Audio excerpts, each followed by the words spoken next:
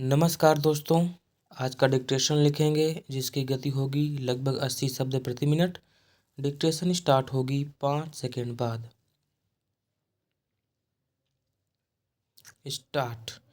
अध्यक्ष महोदय, हमारे दल ने असम राज्य की समस्या को जिस रूप में समझा है उसको हमारे दल के नेता ने इस सदन में अपने भाषण के समय स्पष्ट रूप से कह दिया है।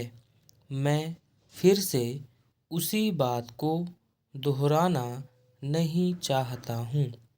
मैं इस बात से पूरी तरह से सहमत हूँ कि यह समस्या एक गंभीर समस्या है और देश की एकता के लिए, देश की आर्थिक स्थिति के लिए यह एक कठिन समस्या बनी हुई है। कुछ दल इस समस्या को और भी बढ़ाना चाहते हैं, इसमें कोई शक नहीं है, लेकिन हमारा दल और हम लोग इस बात के खिलाफ हैं। आप और हम भी यह चाहते हैं कि कुछ विदेशी शक्तियाँ, जिनकी चर्चा सदन में भी हो चुकी है, ये सभी काम कर रही हैं। यह समस्या न केवल असम राज्य में है, बल्कि धीरे धीरे यह देश के अन्य कई राज्यों में भी पैदा हो रही है। ऐसी विदेशी शक्तियों की यह इच्छा है कि यह देश सदा के लिए अलग अलग हिस्सों में बंट जाए।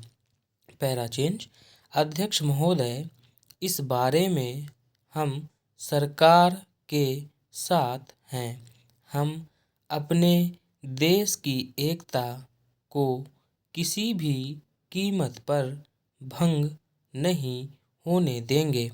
इस सब के बावजूद हमें यह जरूर सोचना चाहिए कि केंद्र सरकार ने ऐसे कौन से कदम उठाए हैं जिनसे असम राज्य की इस समस्या को सुलझाने में मदद मिली हो।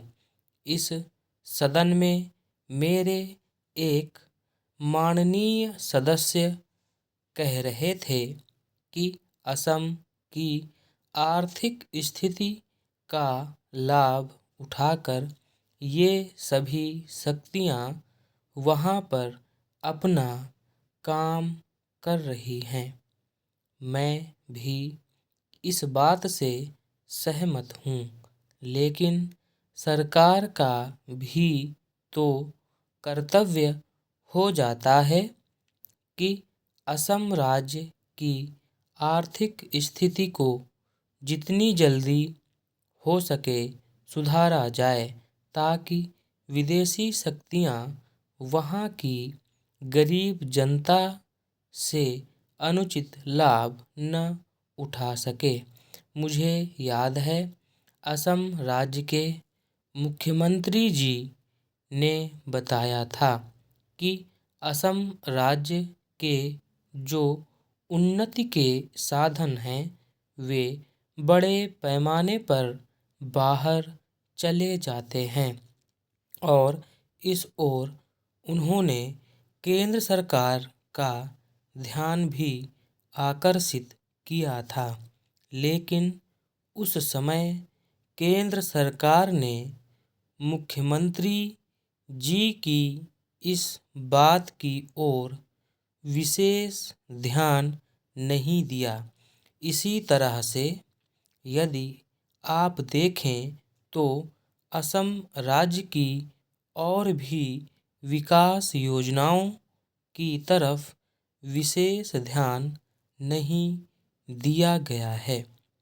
यही कारण है कि असम राज्य का अब तक उतना विकास नहीं हुआ जितना कि होना चाहिए। असम के विकास में अभी समय लगेगा। स्टॉप।